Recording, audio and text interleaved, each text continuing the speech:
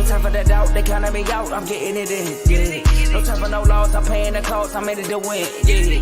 Refuse. Mine, it can't be diffused. If you ain't thinking the same, then we playing by different rules. You can't see the vision, we living at different views. Until we complete the mission, keep getting up, never snooze. I walked a mile in my shoes, had the mind of a fool, chasing diamonds and jewels. Trust me, I was confused. Started minding my business and used my mind as a tool. Ended up finding my purpose and found the time to get to it. They told me I couldn't do it. They told me I couldn't make it. They sold it, could never break it. That's sadly mistaken. I need a piece of the pie. I want it so bad I can taste it. They told me like told me, keep on running toes, they gon' take them. Used to lose, built to win. Applied myself, I felt it in. No time for the doubt, they counting me out, I'm getting it in. Yeah. No time for no loss, I pay for the cost, I'm willing to win. Yeah. Refuse to lose, I'm built to win. Applied myself. What's good, people? That's right. We're back, FFC, for another live episode. We are here for our Week 7 recaps. That's right, guys.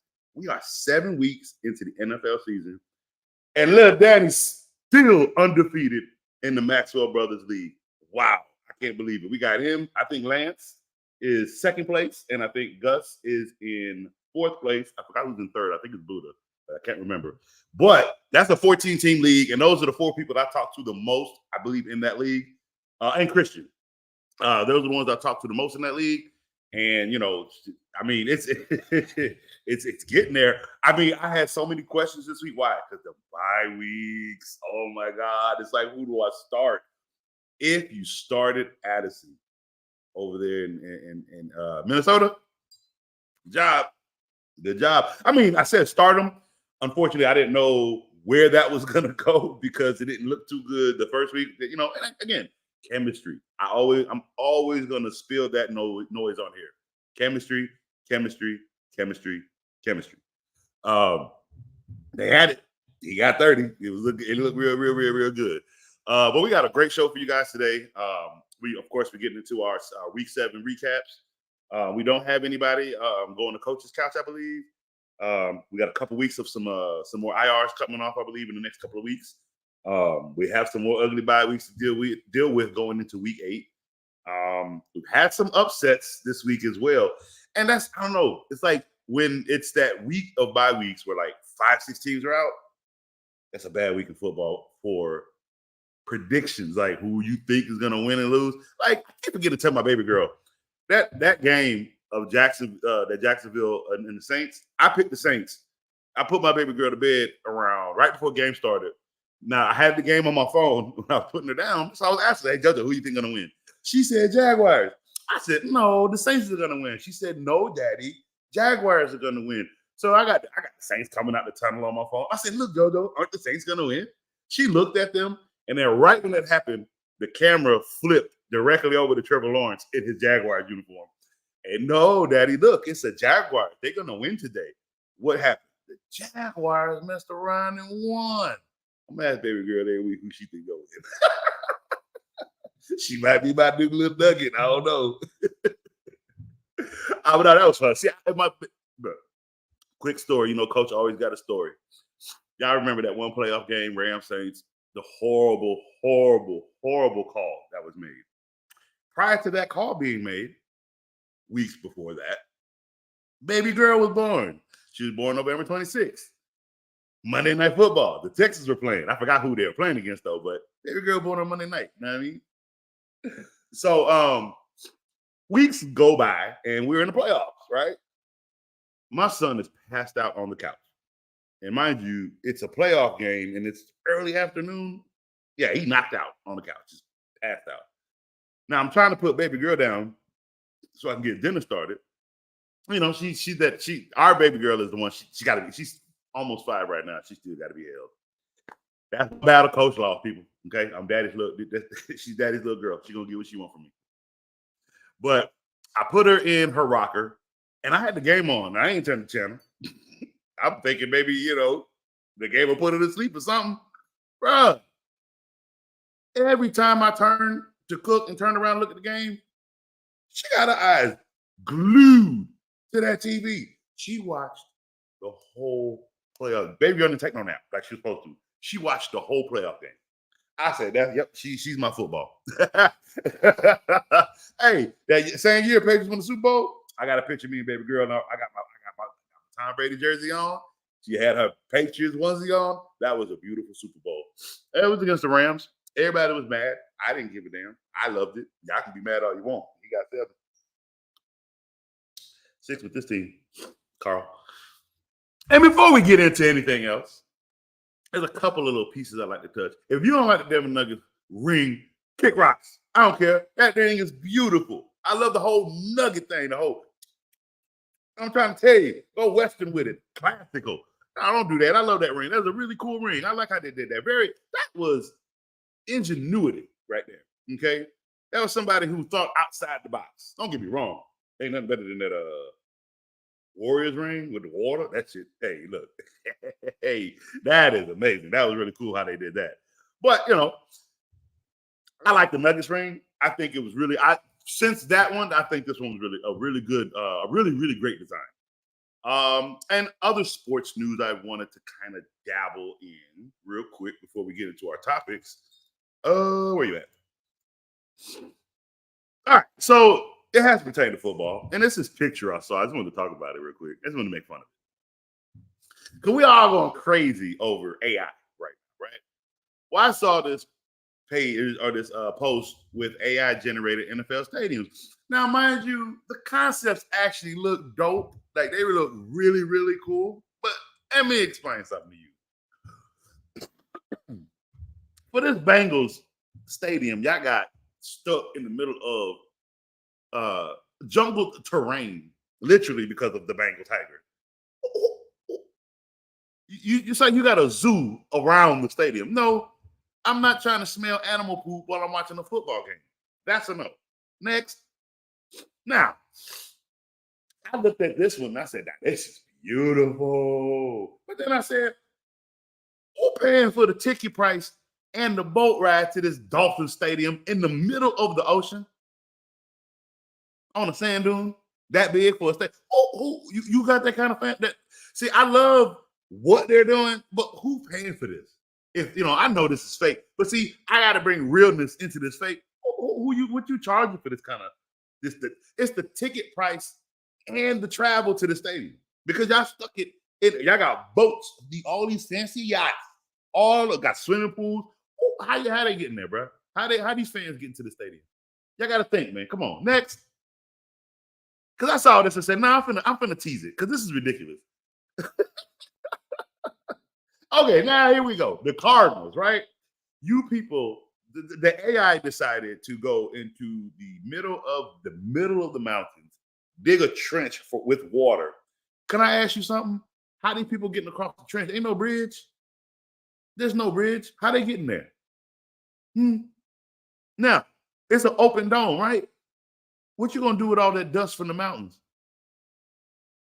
Now people got all kinds of crap in their eyes and dust. Really?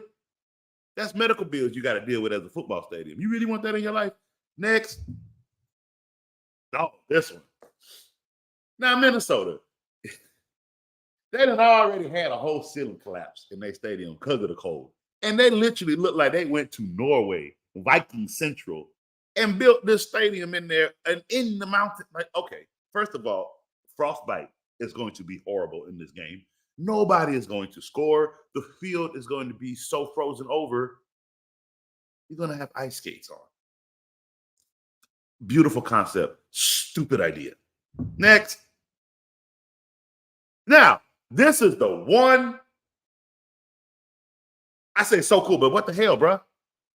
We ain't in the service. So you got the Jets on a battleship. The Jets football field is on a jet field battleship. Okay, Jets just wrapped around the jet field, the Jets field, right? You kick a field goal. Granted, it'll be big enough that the field goal, the ball shouldn't go into the water. Nowhere should anything touch the water. But what happened when a hole get in the boat and the boat sink? Not everybody, including the stadium, is going to look like the Titanic. No, thank you. Next.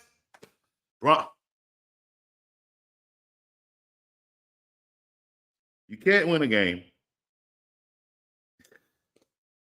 You don't know if it's the coach's fault or the quarterback's fault in any this or the defense. But y'all want to build the Rocky Mountains you already have the highest altitude in the world, and y'all decide to build it even higher. That's as far as I'm even going to go with the Broncos Stadium. Y'all need to go lower. This is ridiculous. Stop. It's a nice. It ain't even beautiful. It's just nice. It's almost just like you get more of the clouds and the mountains in a train. Like really, an industrial stadium. Stop it. And this. So not only are they an overrated team, they decided to have the AI build an overrated football stadium. Like, are you serious? You also built a deeper trench with waterfalls coming out of each end. How are these people getting to the stadium? There is no access. You got a bunch of cars on the road on like where the state. It looked like a scene from Raya the Dragon movie, like Kumandra thing. Like this look like Kumandra right now. Like no, how are the people getting to the games? Y'all got these beautiful stadiums. They're gonna be empty. It's like between how they gonna get there and the price it's gonna take to get to the stadium, plus the stadium ticket itself. Bills Niagara Falls. No. Ridiculous. Like, I don't know. We're too ignorant with these AI stuff. And okay, the Steelers industrial plant. So you built a football stadium inside an industrial plant. So just smog and poison and everything stupid because of that smog city are going to be inside the lungs of the people enjoying this football game, and then watch it collapse just like the stadium did in Dark Knight Rises. Okay, well, I mean, like I said, these are some really cool concepts, but they're so stupid. Like, they're empty seats, by the way, because we haven't figured out how the people are getting to these stadiums. Who's next? Oh my God, Cowboy.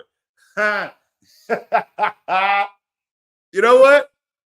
The saddest part is the Cowboy Stadium might be the only one that's actually viable. Why? Because there's actually a road that leads to the door. Do you have to deal with fireplaces and Western side lookers and Cowboy? You sure do. But there's a dome.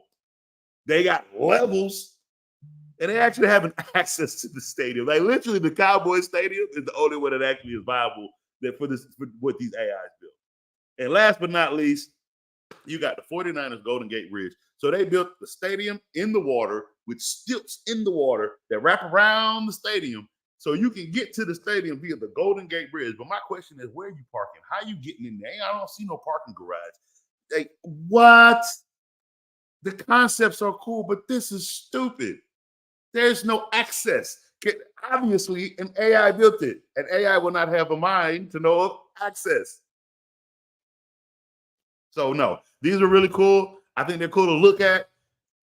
I don't think we're ever going to see any concepts like this in our lifetime at all. I think by the time these things are built, people are paying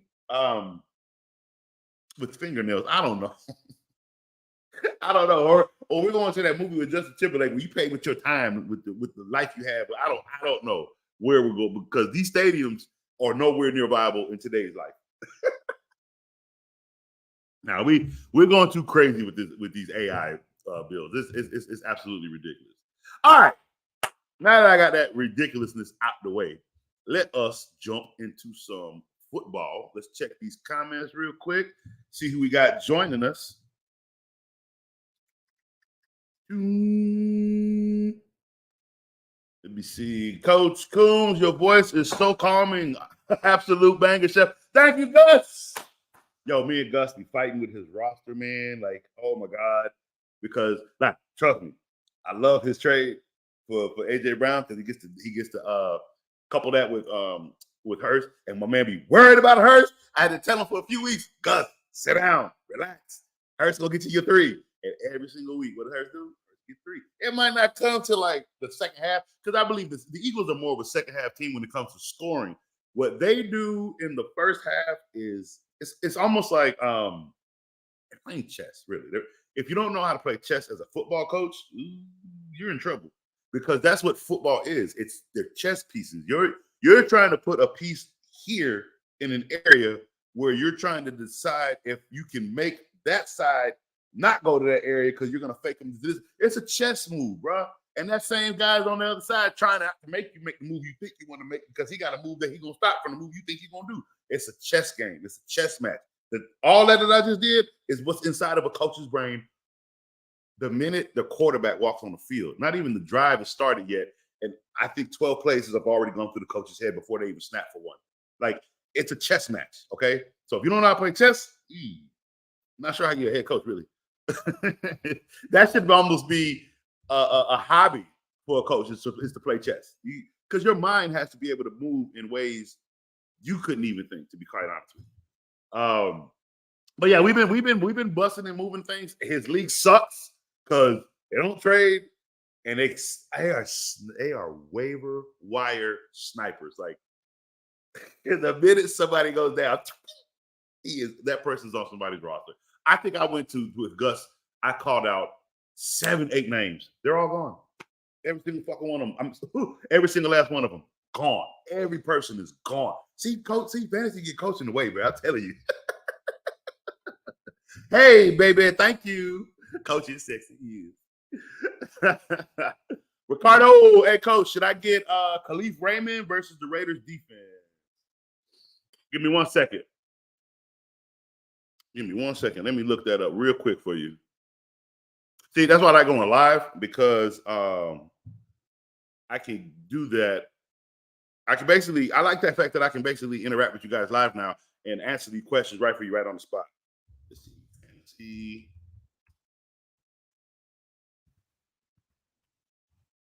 Fantasy football scoring league. That's what I'm looking for. Because I want to go look up this player that he is calling for. What is his name again? Khalif. All right. Let's go check out Khalif.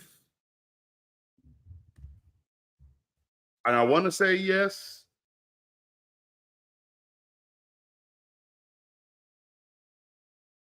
It's a sneaky pick. Nah,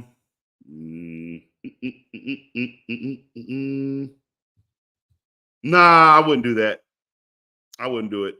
His target value, he only had one game where he was targeted 6 times. He scratched 9 points with that. He's like touchdown and target dependent. Like, he has to have both, it seems. And I think it's just because he's so low on the target sheet. I'm assuming Josh Reynolds is not available for you. I wouldn't do that. No, I wouldn't play that. See if there's anything else out there. I know the Raiders defense sucks, but that means that's just going to be good for Detroit's tight end, Amar St. Brown. And I know the rookie hasn't done much, but I think that might be a game where the rookie kind of actually Williams actually takes off this week. I'll talk more about that hopefully tomorrow if we want to do more research on that. Let's see. They mentally frustrate the teams they play against and then run up the scoreboard. Yep. That's exactly what Philly do.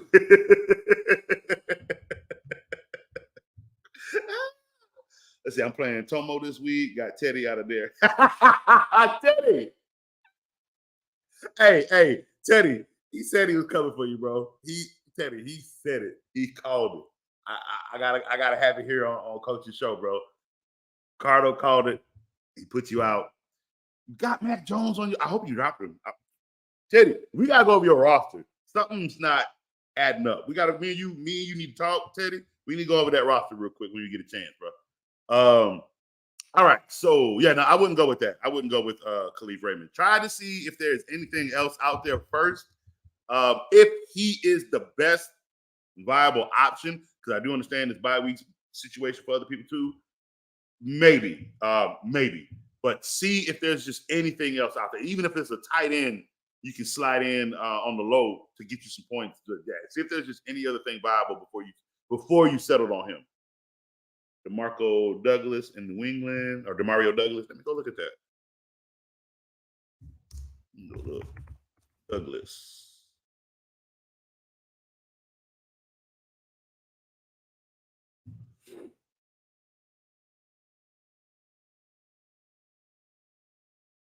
I am going to say yes. Yeah, I'm gonna say yeah. He was targeted 6 times in this game. And yeah, I would say yeah. I like it better. And who does New England is playing Miami? Yeah. Because this is their second matchup, and I think who won that first matchup? Miami won the first matchup, but that was in New England. They got to come down to Miami. But I still think he'll be all right. I'm not sure if he'll get in the end zone. He got 11 points with that touchdown. Did he get a touchdown? No, he didn't get a touchdown. He was just 6 targets. He had 4 catches for 54 yards with 11 points. He also had a carry for 20, and that helped. So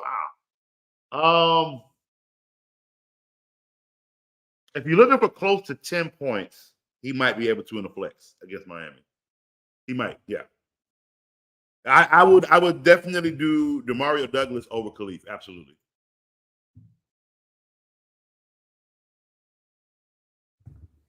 What up, Teddy? Teddy, how you take a loss this week, bro? We gotta look at that roster, fam. We gotta look at it. We're gonna get you, man. And don't worry, I'm gonna get Joe to up this 30-second. We're gonna get that thing up because that we can't be strategic. You know who's strategic with a 30-second draft? Joe. Joe got every damn body he wants. Who leading in that league right now, by the way? Is it Joe? No, he ain't. He don't sabotage. But no, man, we need more than 30 seconds, Joe. That's too short. At least 1 minute. At least 1 minute. 1 minute. 1 minute. All right. That gives people chance to look around. Now, if you miss the draft and you end up getting auto drafted, that's a personal problem. Can't nobody help you with that. You ain't, oops, you missed the draft. I am never a person that's, hey man, I'm gonna be late. Oh, you didn't make the draft time? Oops. I guess that player's mine now. I won't do that. How long are we thinking Ford will be gone for? Just this week or the next? Good question, Gus. Let me go look that up for you right now. All right, Jerome Ford. No, not Jerome. Isaiah Ford. Wait, is it Jerome or Isaiah? So Jerome Ford is doubtful. He's not playing. They got a D on his name. He will not play.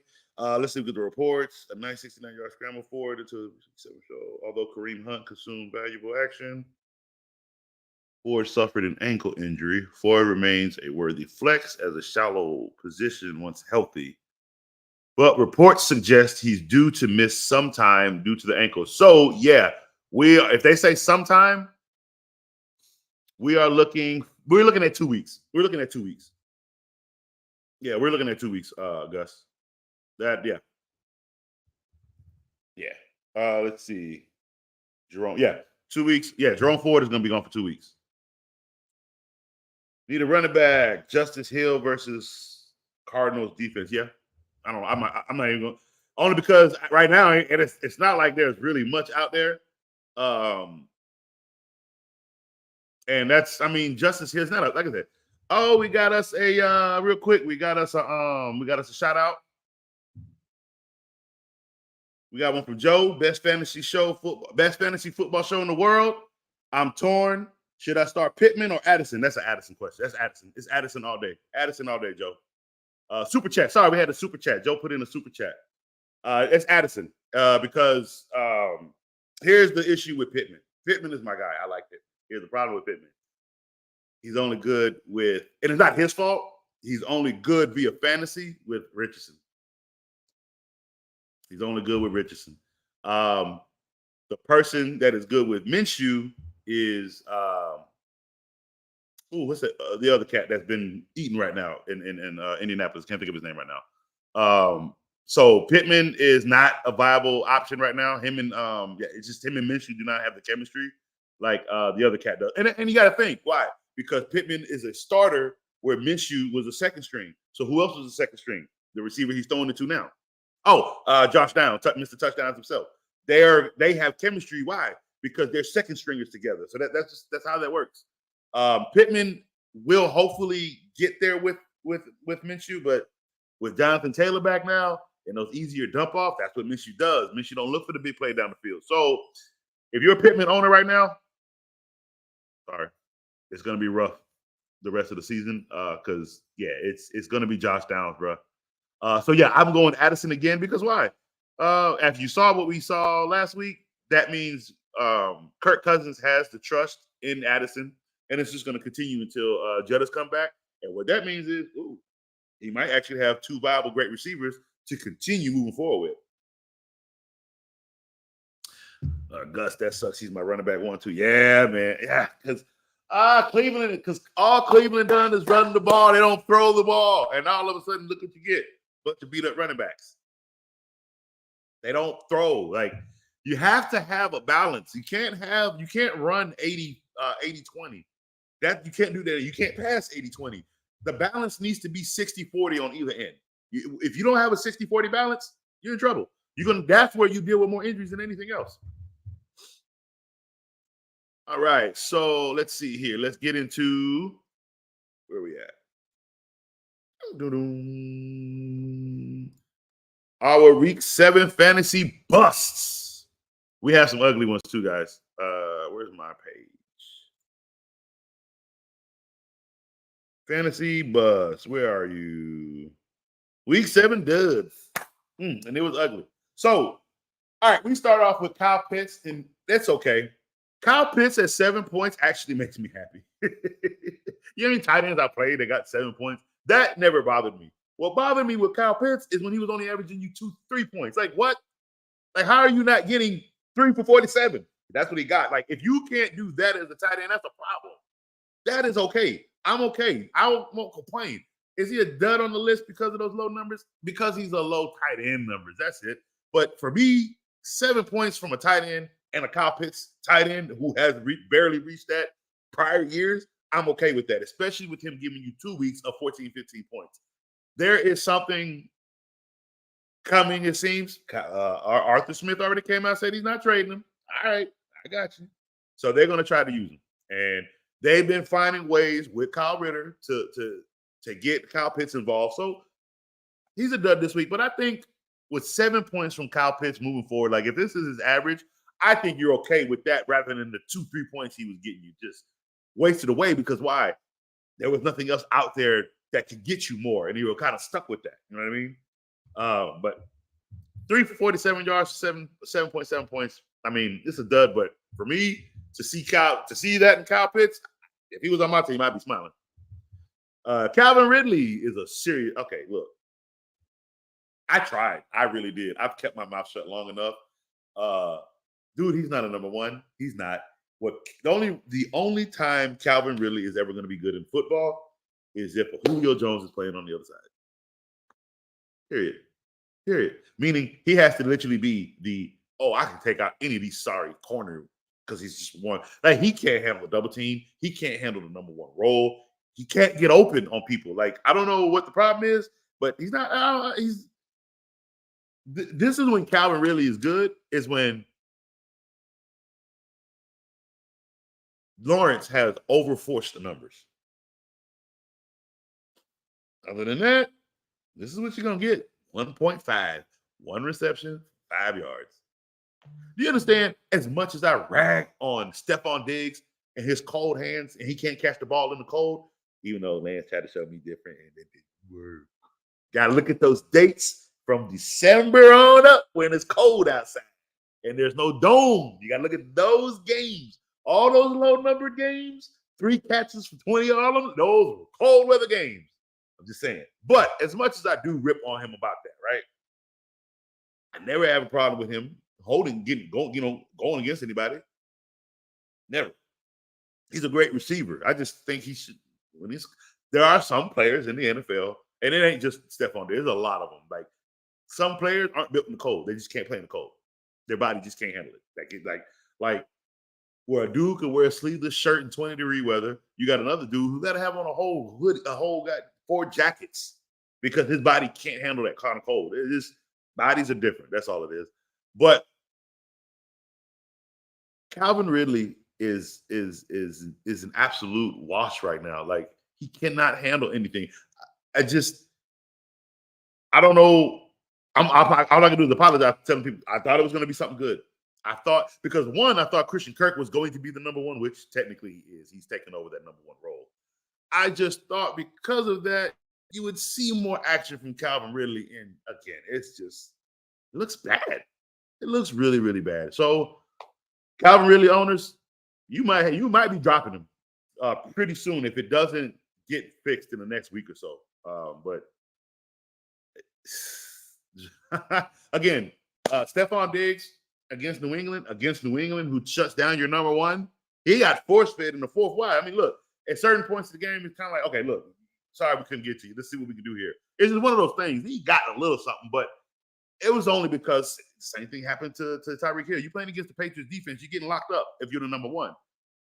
Calvin Ridley, you get locked up because you suck. You want something better to come out my mouth? I'm coach. I don't do that. I know a wide receiver that's good when I see one, and I know a wide receiver that's trash when I see one. You're not good. I don't know. Bro, you got Hollywood looking better than you right now. Really? I talked more about Hollywood Brown and actually said how much better he's progressed this year without even Kyler Murray. He got Josh Downs as his quarterback. You got Trevor Lawrence, and you had Matt Ryan. And you telling me 1.5 points is what you give to people? Look, I'm reading comments. Somebody said, honestly, I'll take 7.7 from Kyle Pitts. See what I'm saying, people? Not in our comments. This is just on the Instagram comments. Kyle Pitts, 7.7 points are better than anything you would see in a long time. Outside of the 215. But I'm just saying for the average, that's where it's great at.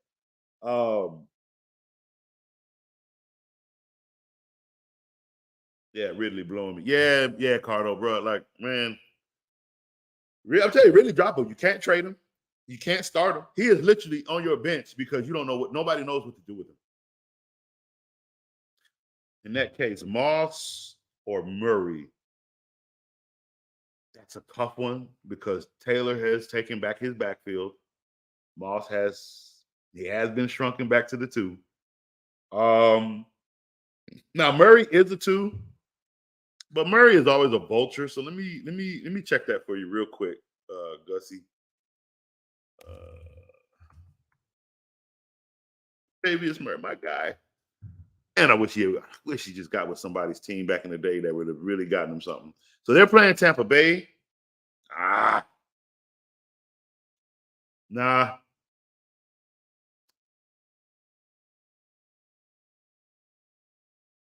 Yeah, he's not going to do much because, like I said, James Cook is taking that backfield over. There's no viable backups or viable running backs right now.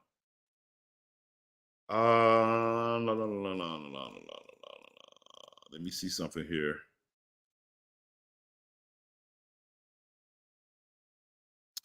Gus, let me see what I can find you real quick. All right, we're going to go down deep into the depths. Oh.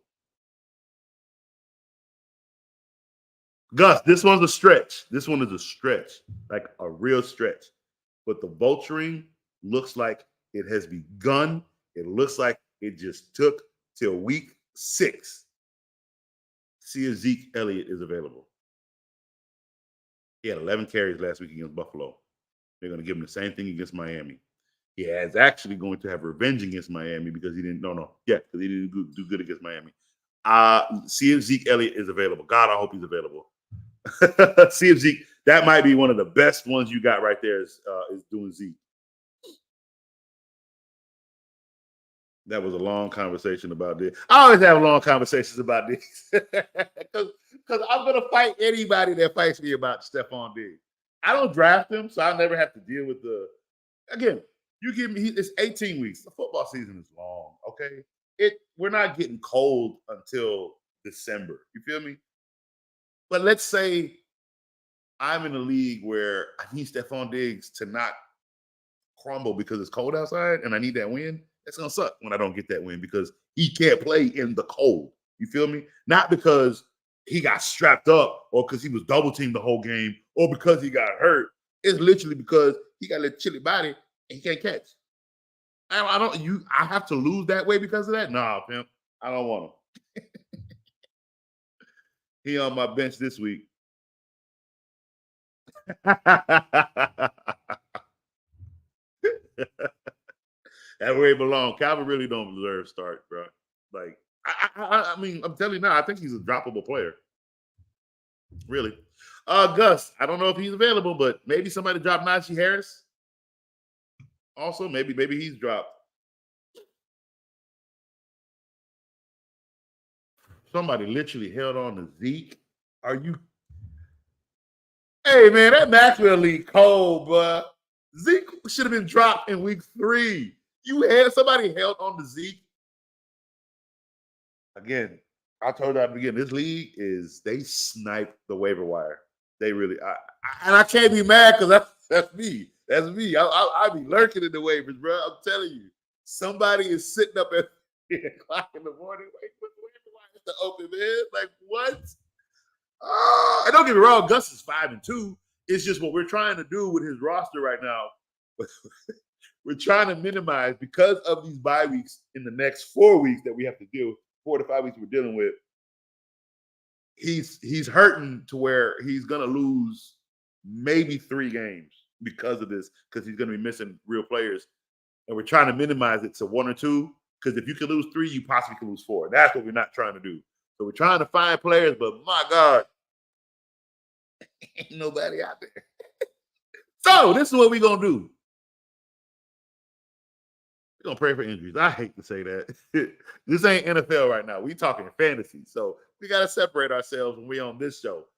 We are praying for injuries. We are praying for somebody to end up on coach's couch, because there's nothing out there. There's nothing. Like, think about it, right? A-Chain went down. They literally just threw Ahmed in there, and here you go. He got picked up right off the waiver wire just because of that one game. This is where we are, and that has never happened before, by the way. Back then, maybe in deep leagues. I don't want to say that. Maybe deep leagues, that's just always going to happen. And he's in a 14. He's in a 14 team. So, so he dropped him, and someone grabbed. Okay. Same with Harris. And this league, man, you drinking.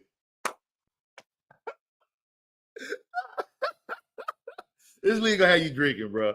Like, hey, what was it? Was it last week? No, week before that. Christian had a good win. All he needed was for George Kittle to get his 1 point. What did George Kittle do? He had 3 touchdowns. Yeah, Christian took an ugly loss. Buddha's one play was George Kittle, and George Kittle had 3 touchdowns. Gotta love fantasy, man. Gotta love it. All right, let's get back into these duds. Where is my Instagram? There we go. All right, so brought to you by Fantasy Footballer. Let's see. Cooper Kupp, 6.9 points. 2 receptions for 29 yards. But look, Cooper Kupp always gives you a buddy, like a dud game. Man, Cooper Kupp ending up on the dud list doesn't worry me. It means you had a bad week. You're not going to be perfect. I say that, and then we got Danny sitting here at 7-0. So let's see. Austin Eckler, 45 rushes and 1 reception. He's on the dud list, but you know what?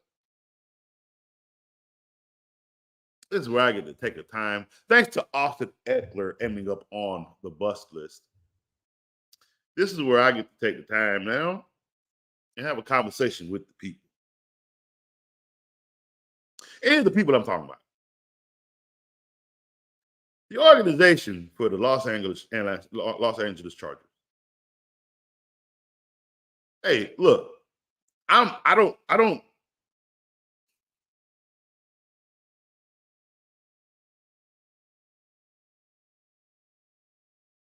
So I don't, I'm trying to find the right way to say this, because since Justin Herbert has been playing football, I've hated this coach.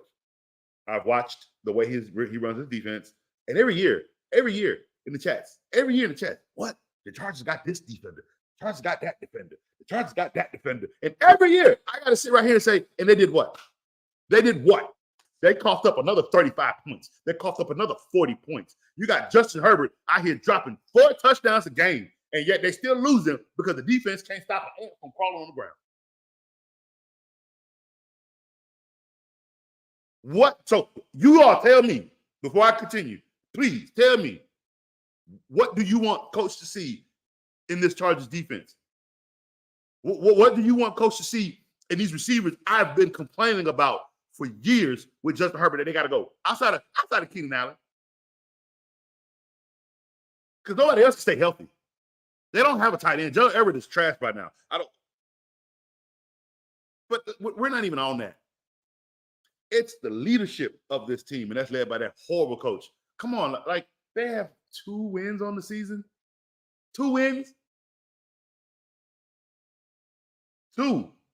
And something is saying that this guy, mind you, the only thing the Chargers did was continue where they left off last year.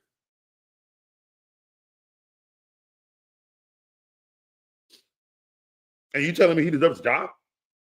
You're telling me with a top 5 quarterback, you can't win a single game. You won against the Vikings, literally, because at that time, the Vikings defense was just worse than you. That's the only reason why you won that game. The 1 of 2 wins that you had out of 7 weeks, and he still has a job. That defense looks no different. It looks no different. Joey Bosa is washed. Khalil Mack is old. What does this team have that y'all are trying to convince Coach that all that is? No. The only thing they have is Justin Herbert. And he is literally, and you know what? I'm not picking up for him this time because I've been picking up for him for years, but you stood by this coach. Why? Because you knew you were going to get paid. So no, you don't get no protection from me, Justin. I love you, but you wanted this coach to stay. So now you about to get ridiculed with every bad play you do now because why? You kept this coach. Every bad call that he makes, you supported it. You can be as great as you want. You supported this bad decision, and now you're 2-7. Now you're 2-5. The coach needs to be fired. There's no other. They can't even come. You gonna sit here and tell me they win in 10 more games straight? So they're gonna end up 12-5 because they're gonna win 10 games in a row? Nope. I wouldn't be surprised if the Chargers only win 7 games this year now. I had them at 11 to start the season, and they started the season worse than I've ever seen. He has top 3 quarterback numbers, close to damn near MVP numbers, and you're 2-7 with that quarterback. Well, don't know. Chargers, good luck.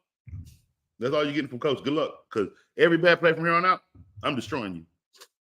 Coach, this one's from the lovely wife. Coach, who do you think is a top sleeper pick for this year's fantasy football season? Oh, that's easy. Sam Howell.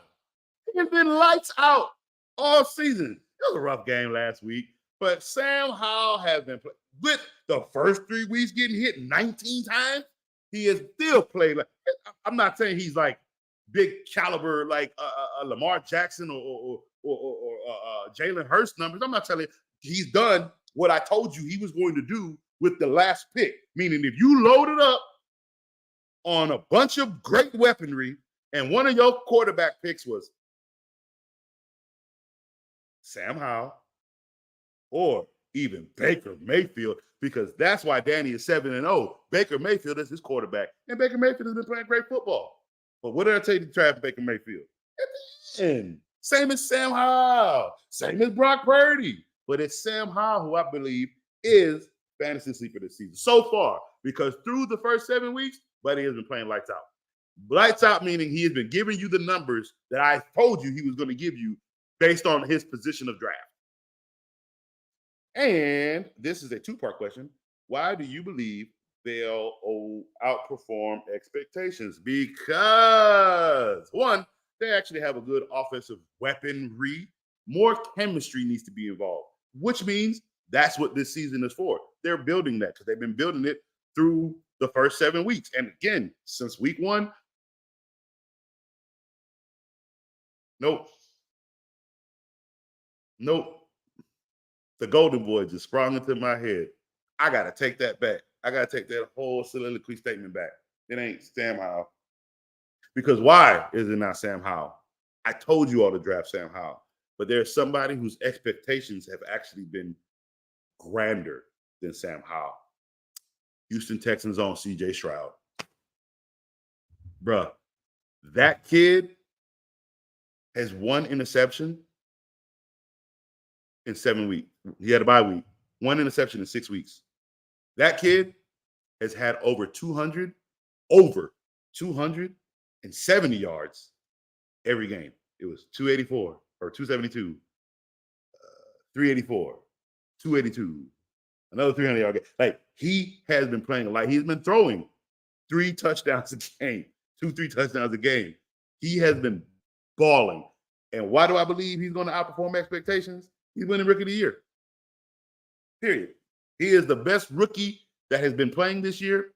Unfortunately, Richardson is out, season-ending injury, and the receivers who have all come out, and the running backs who are rookies this year, they have all been subpar or really good.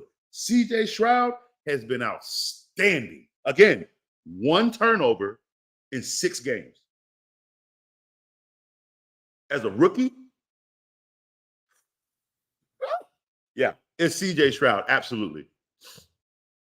Let's see, would you trade CD and Gibbs for Brees and Pittman and Hunt? Yes. That's a 2 for 3. Because Pittman is the issue, because right now Gardner Minshew's guy is Josh Downs.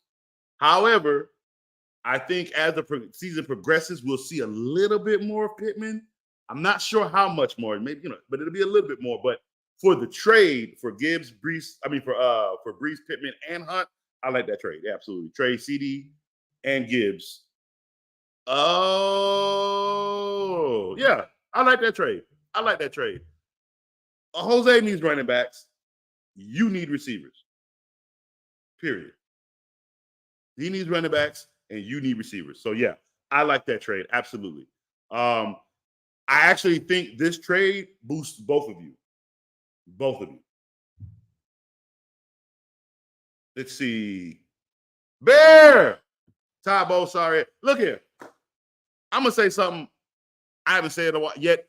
I've just been waiting for a certain game. I don't know if it's going to come, but that stupid smirk is getting on my nerves. I need y'all to understand something, what's going on in Tampa Bay. Okay, again, you all know how I feel about Todd Bowles. So, yes, this is not a Todd Bowles appreciation day. No. This is Baker Mayfield. This is all Baker Mayfield. All of it. It's all of it. Every win and every loss is all Baker Mayfield. Don't put any credit to that trash Todd Bowles and that stupid smirk. He does nothing but stand there. Do you understand what I'm telling you? Don't put any success or failure on Todd Bowles. Let him just stand there. Crap. Oh, what? Some coaches really, him and Adam Gase and that Jeff Fisher boy, certain coaches, when they get under coach's skin, this is a child show. This is a PG show. If this was coaches unrated episode, coach might do one, but that's gonna be a private thing. That's not gonna be live. But coach might have to do some unrated stuff because there's still some stuff coach be wanting to get off his chest, and I can't do it live because the words can't come out my mouth. Too many people, too many Christ-like people watch my show.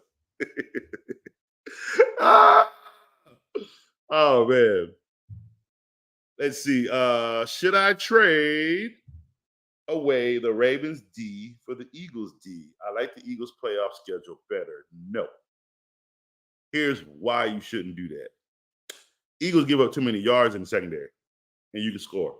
If you could put 17 points on the Eagles and they don't get sacks, or you got to understand, they ended up picking off, they had 2 turnovers in that game. That was a good game they had with turnovers.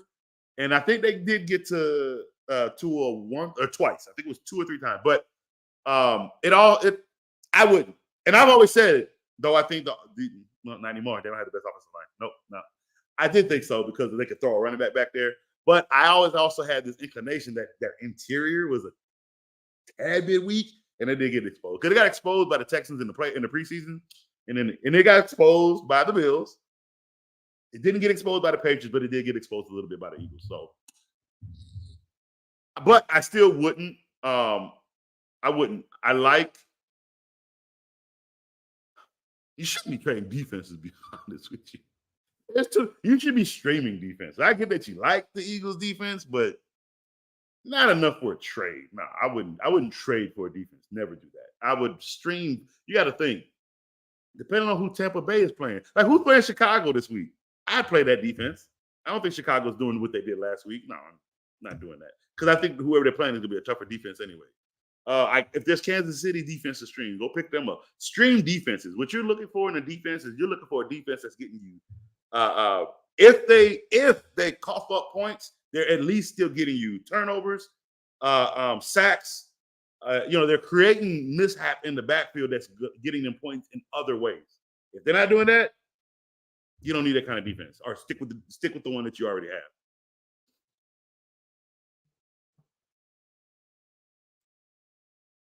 Let's see here.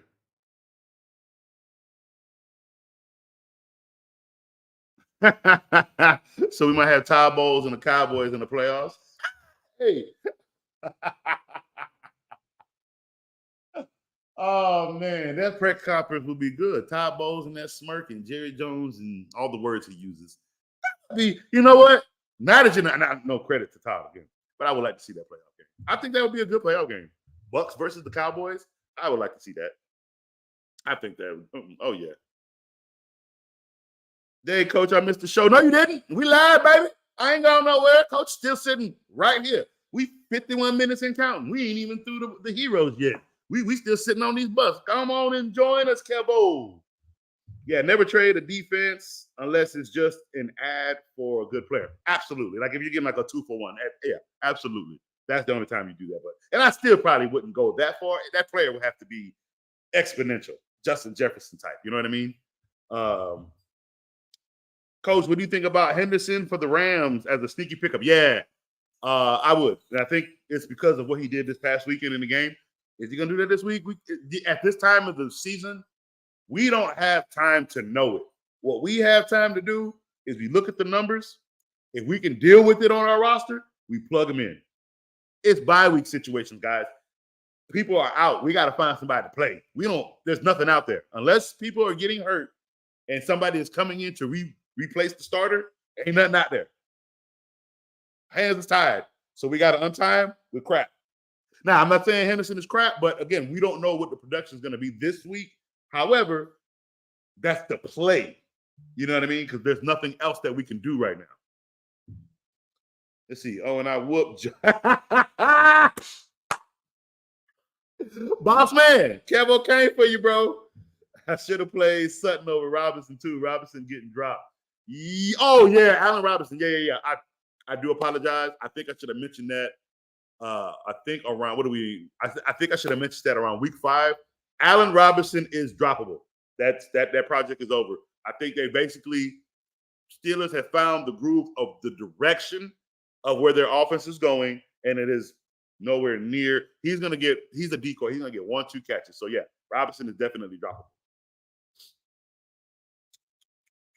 What we got, Dylan? Let's see, 12-team PPR. Let's see, you lost A. Rich.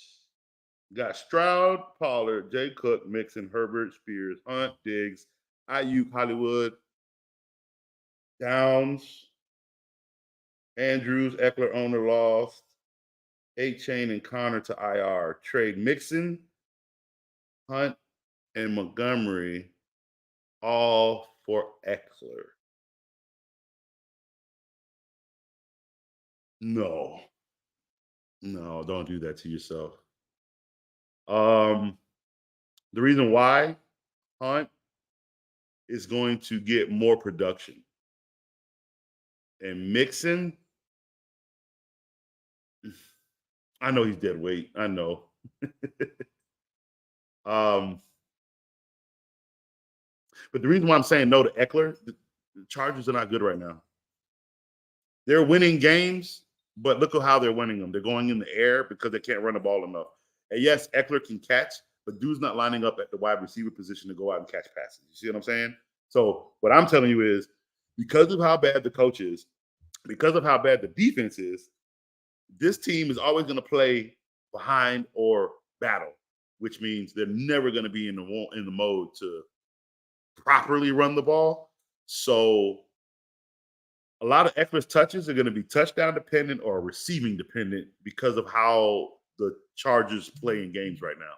So in a 12-man PPR, with everything you already have, I know Montgomery is injured right now. The Eckler owner lost A-Chain, but he's coming back. I see. And Connor to IR. So if they both, I mean, I think I see what you're trying to do.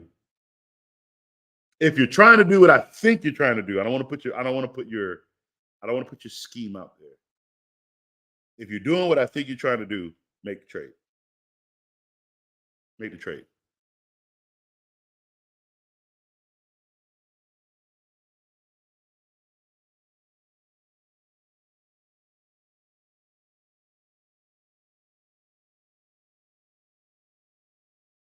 No. Here's why that scheme won't work. When them two come back, Connor and A-Chain, he's still going to have both of them. And then you give him Mixon, Hunt, and Montgomery. No, don't do that. Don't do that. Don't do that. Don't do that. Don't do that. Don't do that. Don't do that. Please don't do that. Keep what you got. Let him deal with what he got. Don't boot. No.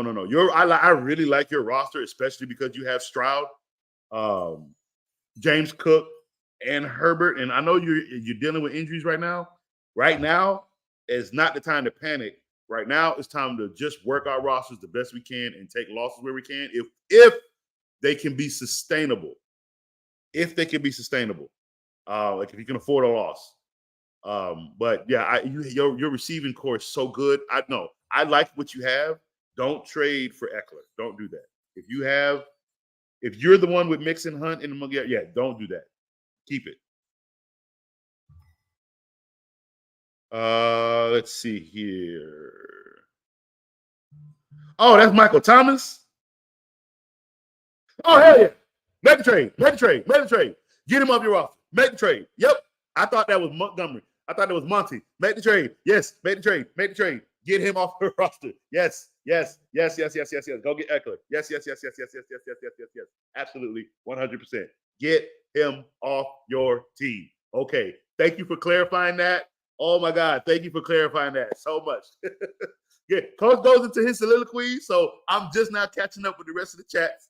So yeah. I saw that you said it was Michael Thomas. Okay, absolutely. Make the trade. Mac Jones MVP season income. Mac Jones is starting at quarterback because the Patriots don't have a backup quarterback. That's what that is. Let's see. Now I'm talking about Rondell Robinson for the. Oh yeah, drop him too. Yeah, drop him too. Him and Allen Robinson are both droppable. But yeah, Rondell, yeah. He's good in Dynasty. Yes. As Chris said, he is a hit or miss, but for Dynasty, if you're playing a Dynasty league, that's where you want Wan'Dale Robinson in Dynasty, not in PPR. He said, I want to boost my running back too, and any ideas to go out for? Well, no, now that we are making that trade for Eckler, there goes your two. But I would need to see if you could take a screenshot and send it to my Instagram or even my Twitter. It's OTF Podcast MIA. OTF Podcast MIA. Send it to one of those handles in a message, and let me see a screenshot of what you have in your waivers, so I can see what's there.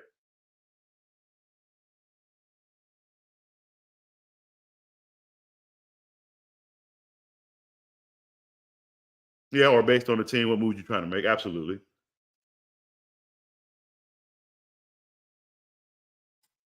Jeff Wilson, Raheem Mostert. Oh, Mostert. It's always Mostert. He's the one. I don't care that Jeff Wilson's back. All that means is they have more running backs, so people won't get hurt anymore. So No, it's always gonna. It's always Raheem Mostert. He only comes out when he gets a little gas, so he can keep him healthy, keep the legs nice, fresh. He will come out. Don't get me wrong, but it's always Raheem Mostert for the start. I'm trying to choose between Foreman or Moss for running back and Sutton Deontay Johnson for wide receiver. It's going to be Deontay Foreman, absolutely, over Moss. Taylor has taken the role over Moss, I believe. I think Moss still might sneak and get some things in games. I just don't know how and where, because it's just with Richardson gone and them running the Minshew Magic offense right now, they're not going to use two running backs like I thought they were. They're going to use Josh Downs and they're going to use Jonathan Taylor. Deontay Johnson, Sutton. You know what? Let me go look and see what Johnson did this week when he came back.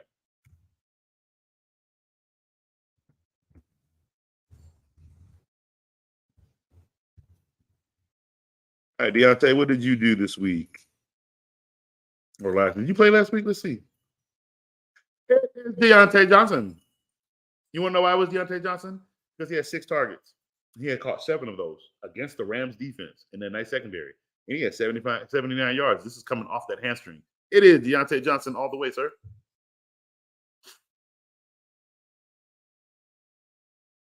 For the flex, yeah, Deontay.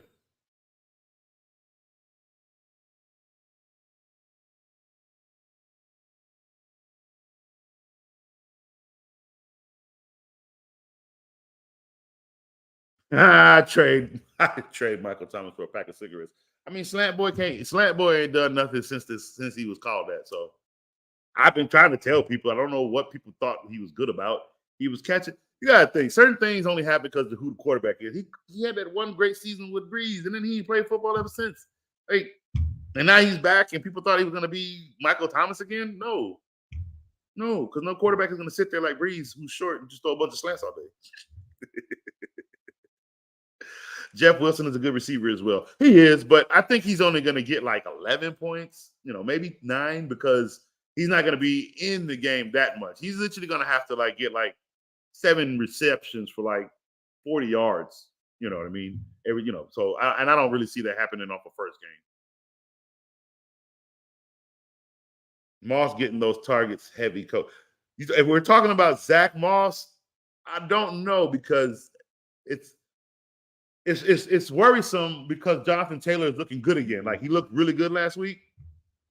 So it's a little worrisome due to that fact.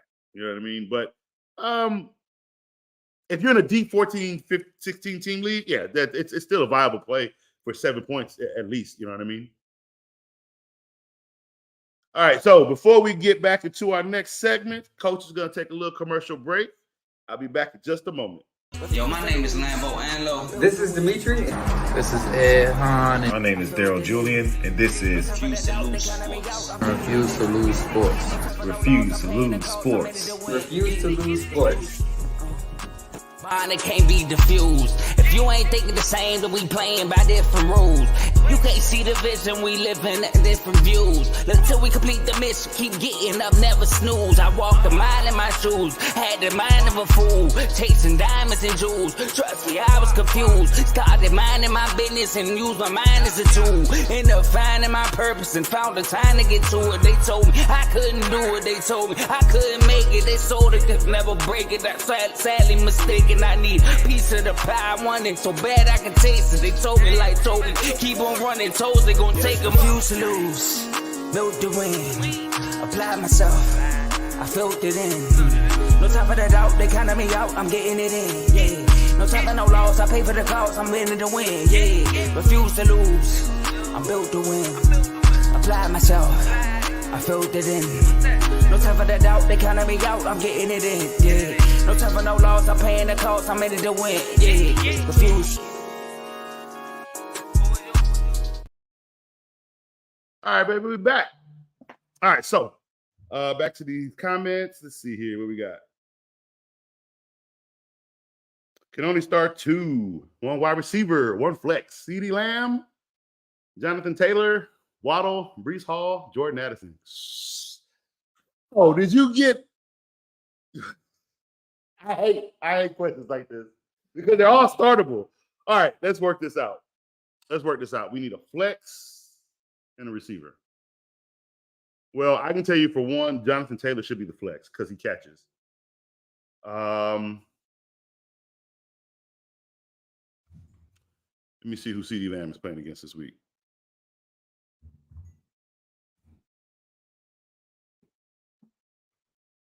All right, CeeDee Lamb has the Rams, and we saw what Deontay Johnson did against the Rams. And they're coming off a bye week.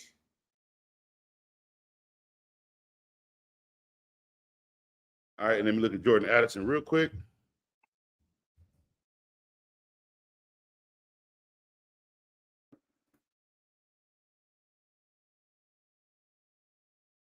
Nine for 6, 5 for 3, 10 for 7.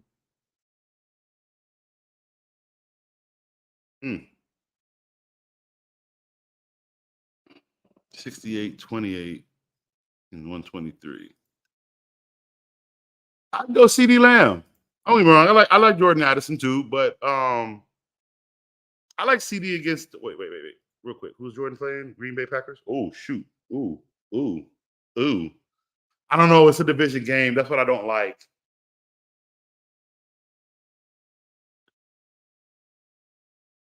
It's Sunday at 1 o'clock in Green Bay.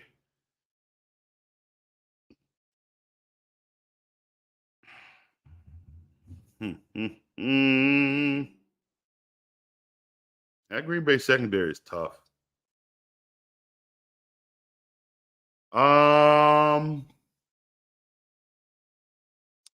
more check. Let me check on Hall real quick for you. See who they're playing. See who the Jets are playing. I like the Jets. I like the way Jets have been playing football, but some things aren't. Oh, they're playing the Giants. Crap.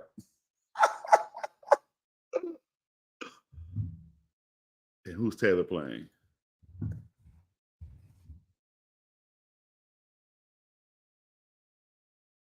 New Orleans. And you got Chris Olave dealing with that little traffic situation. Let's see here. Oh my God, they're all like I can't say no to one. That's the problem. And I can't get the wrong answer because somebody here, obviously I'm not saying Waddle. So Waddle's out, that's for sure. Waddle and Addison are out. So I know Lamb is a start, so it's between JT and Breece Hall.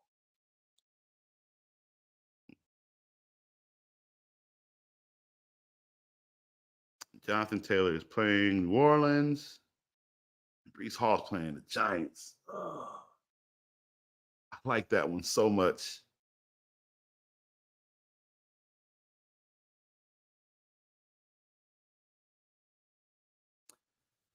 Woo!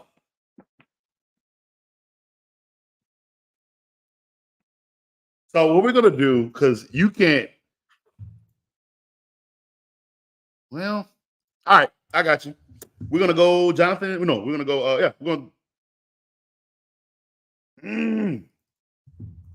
Bro, you have a really good roster, and this is hard. Let me look at one more thing for Breece Hall real quick.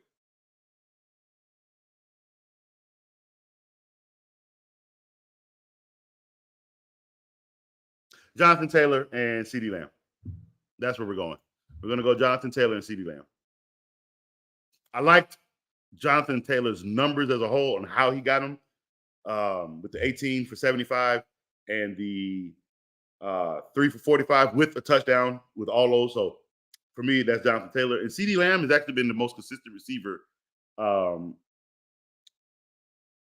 of a lot of bunches, out of a lot of receivers. So yeah, I like CD. I like both CeeDee Lamb. Where you at? Where was your question? Yeah, I like both CeeDee Lamb and Jonathan Taylor. Yeah, that's what I would go with. Let's see. Also, my other 12 full team PPR, lost Fields, got Stroud. Okay, that's good. Got CMC, Ford, which is hurt. Roshan, okay. Herbert, Diggs. So you got both of them. Diggs, Waddle, Ayuk, Flowers, Elijah Moore, which needs to go. Goddard, good. Struggling at running back. Trade Roshan, Ayuk, Goddard for K9, Schultz, and J-Mo. Ooh.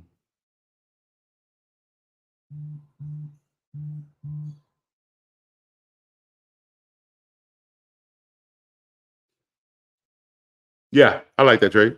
Absolutely. Because I like that Schultz trade. I like that. Good job. Yeah, make that trade. All right, coach. They need to flex Addison over Taylor, coach. I want them to.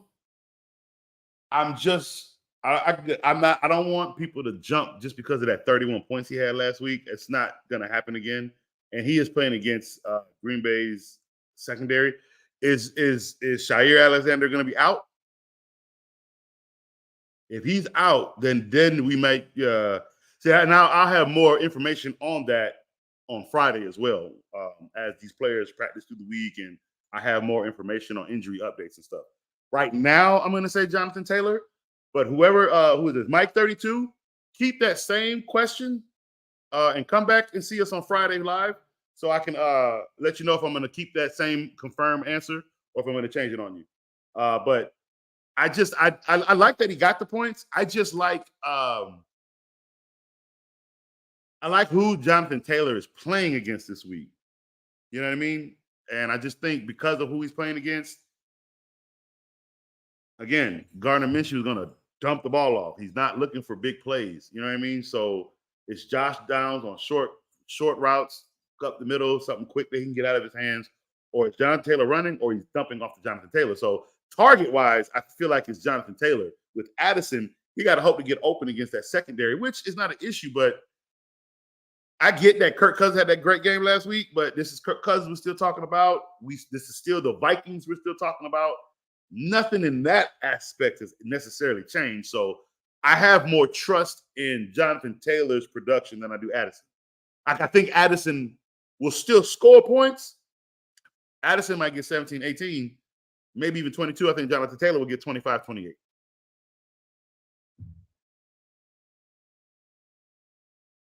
He's the number one overall option for the Vikings. Colts run dual backfield and spread it around pretty evenly. No. Kevo. They did that with Anthony Richardson. He's out. Every game that Minshew has played in without Jonathan Taylor, yeah, it was Moss then, but it was also going to somebody else. Remember, Pittman he can't eat with Minshew. Now that Jonathan Taylor came back, that was that one game, and I told people, do not start Jonathan Taylor this week. He just got back. Moss is still going to eat. Then the next week, it was more of a split carry. I think it was this week. No, it wasn't a split carry. This week, he took it over. He had 18 carries. If Jonathan Taylor is getting 18 carries, there's no way Moss can be viable. And they're not going to take that one. They just paid Jonathan Taylor. I just told everybody, you can't play Taylor until you see where the start and the right production is going to happen. That was last week. They jumped right into it. So I don't think Moss is as viable as he once was. He's a viable backup, and if something happens to Jonathan Taylor, you can plug it right on in. But I don't think it's going to be a split carry backfield like I initially thought. And I only initially thought that because I thought they were going to trade Jonathan Taylor, even though they paid him. They're not trading him. They're going to keep him. And if that's the fact, Moss is literally the number 2 now. Like, there's not even a split carry decision anymore. See, Hall over Taylor. I do like Breece Hall too, but it's still the Jets. I don't know. I think he's still going to get his work, but I still think Jonathan Taylor is too. Now, if you want to go Breece Hall over Jonathan Taylor, I can agree with that. Just because he is the only backfield person there, I can get behind that as well. Yeah, Hall versus Taylor has been the toughest choice, and it is because you got 2 great running backs. Like, I mean, there's no and both of them literally had the snap count taken off of them one week before the other one. So yeah, I agree with you. It's a very, very, very tough decision here. Oh, no problem. Anytime. Sutton produced against Green Bay. Yeah, but let's remember one thing. Sutton is like 6'3", 6'4". He's big. I mean, I don't know. I hate that Sutton's the example. Why you do that, Kevo?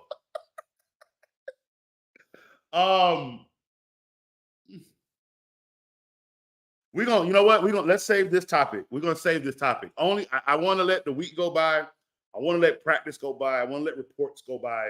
Come on Friday. No, it won't be Friday this week. My apologies. Not this week. I have a vehicle appointment. So it is gonna be Saturday afternoon. Saturday afternoon. We're gonna go live. Hopefully around 4 or 5 in the afternoon. And that way, it's pretty cool. It could be a day before Sunday. So we'll do that. That way, we'll have all the, and matter of fact, the injury reports will already be out. I'll know Alexander's going to play and all that good stuff. So we'll have better information for you for this specific start-sit question on Friday.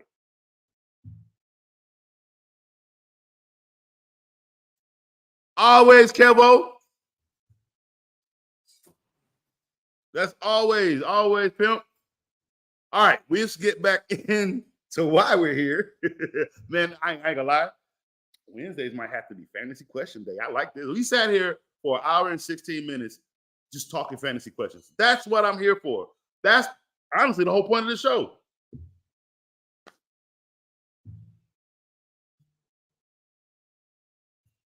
I had to, coach. I see Addison as being the Vikings, what Puka is to the Rams. Neither of their number ones were elite in the first place, which is very true. Which is very, very, very true. It's that divisional game that teams play hard, and you never get what you want out of those number one. I don't know. They play him harder, so that's the only worry I have with Addison is how hard I believe he's going to get played against. If this was any other team, I would have said, yeah, start Addison off the top.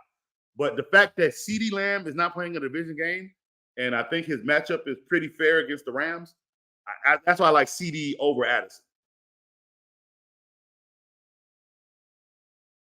All right, so our last dud is Josh Jacobs, 35 rushes, 1 reception for 6 yards for 5 points. He's going to be I think he's a dud because he's unhappy. He didn't get paid. He signed a franchise tag. He's stuck with the team. There's a lot. There's emotion. It's a lot. You know what I mean? And the team sucks. You got Jimmy Garoppolo. You got my man Adams, who they don't want to trade, who's having a hard time there. It is what it is, you know? All right, so now let's move into our fantasy heroes.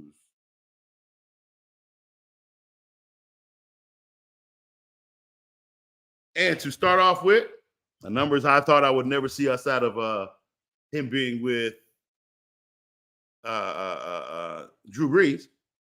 But that is Alvin Kamara, 12 rushes, or 62 rushing yards, 12 receptions for 91 yards. He keep getting them 12 receptions.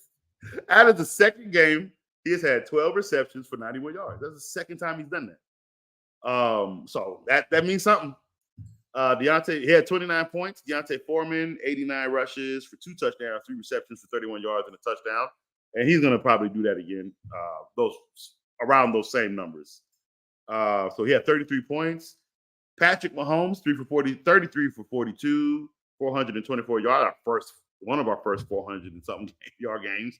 4 touchdowns with a pick and 29 rushing yards for 33 points. Seems like Patrick Mahomes is being back to a little bit of Patrick Mahomes. And we had Lamar Jackson, 21 for 27 for 357 yards. Yes! It's about time. For 3 touchdowns, 36 rushing yards, and 1 touchdown and a fumble. No fumbles. But those 4 touchdowns, that's Lamar Jackson right there. And last but not least, our number 1 hero of the week, Travis Kelce, 12 receptions, 179 yards, 1 touchdown. For 35.9 points. Those are your fantasy heroes. And the rest of our fantasy players for the week are running backs outside of Deontay Foreman and Calvin Kamara. We have Christian McCaffrey for 45 rushing yards, 1 touchdown, 3 receptions, 51 yards, 1 touchdown, and he did fumble, but he had 22 points. Travis Etienne, what did I tell y'all? What did I tell you about Etienne? He always going to get you a little 50-something yards. But you know what he's going to get? He's going to get 2 touchdowns. Why? Because Trevor Lawrence is his guy. Because that's why he always ends up sitting here with 22 points, because he's going to get in the end zone twice. That's just, he gets fed by his guy. So I don't like him, but Travis Etienne is very, very fantasy relevant. Jamar Gibbs, 68 rushing yards, 1 touchdown, 9 receptions for 58 yards. That's what we should continue to see from Jamar Gibbs with 27 points. And let's see who's next. We have our wide receivers. No.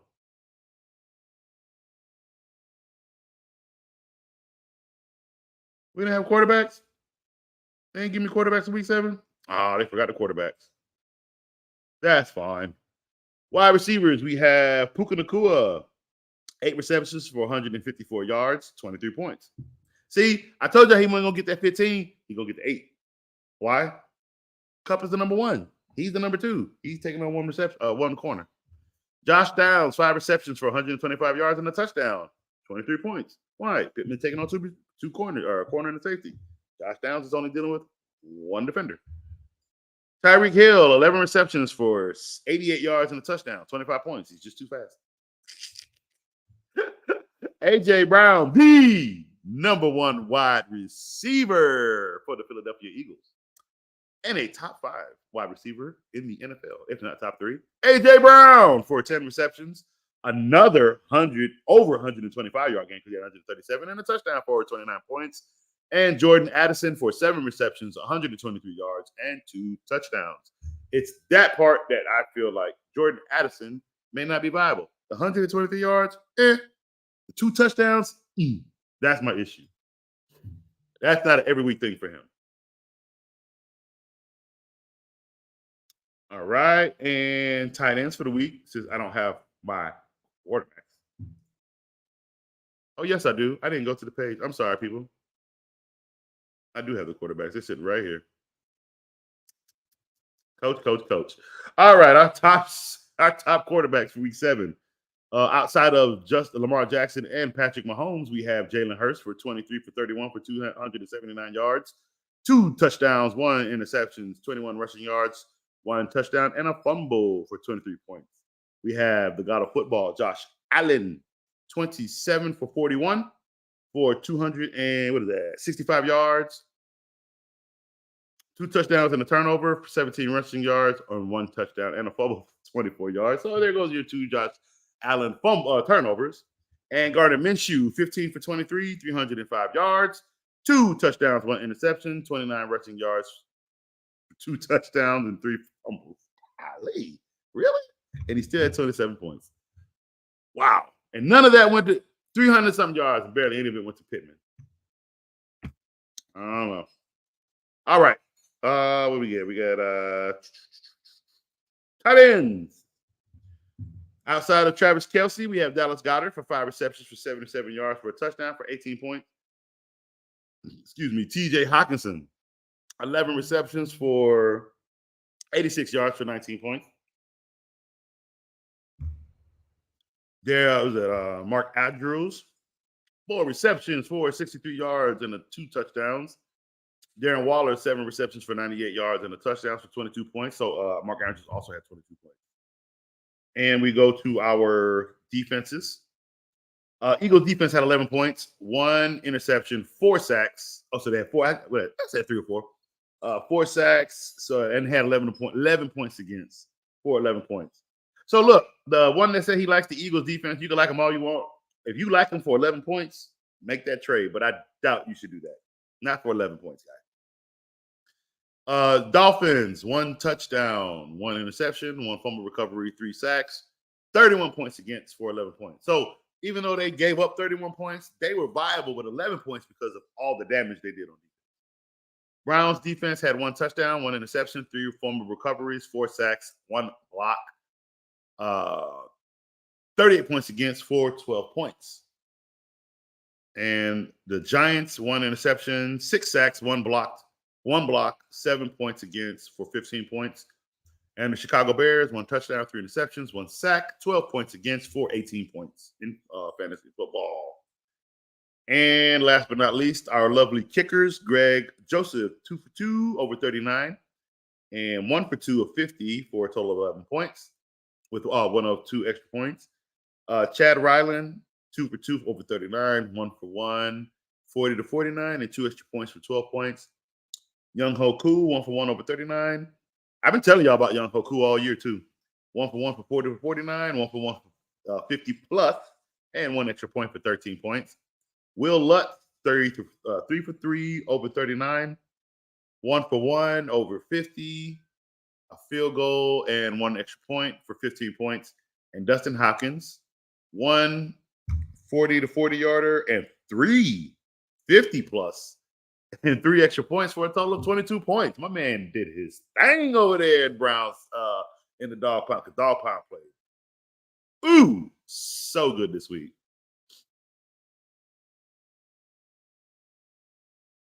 All right, so now that I've given you all our heroes and our busts for this week, we have one last topic to discuss.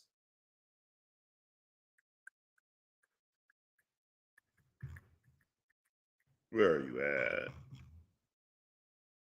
And that's Coach's final thoughts.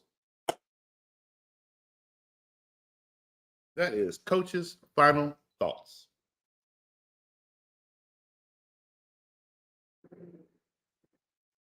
Michigan, thank you. Not only do I had to laud this over everybody in the entire world for like as long as I want to, but you beat Michigan State.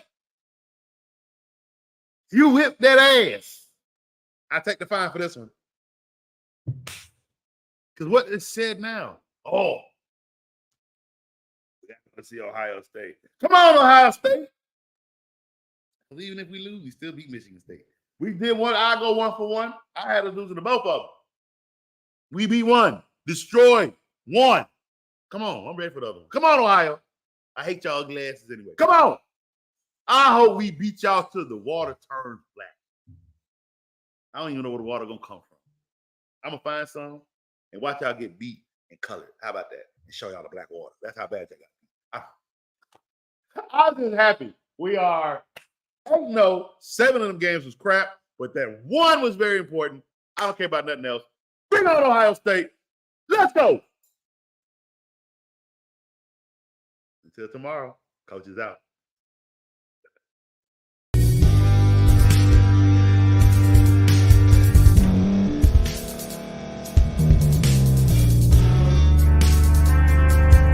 Thank you for staying to the end. If you're watching this on YouTube, please like this video, subscribe, and also hit that notification button so you can be notified next time we put out a video. If you're listening on any podcast platform, subscribe and hit that notification button, y'all, so you can be notified we put out another podcast audio.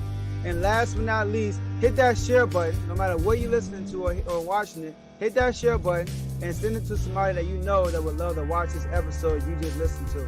So once again, thank you for staying to the end, and we'll see y'all at the next episode.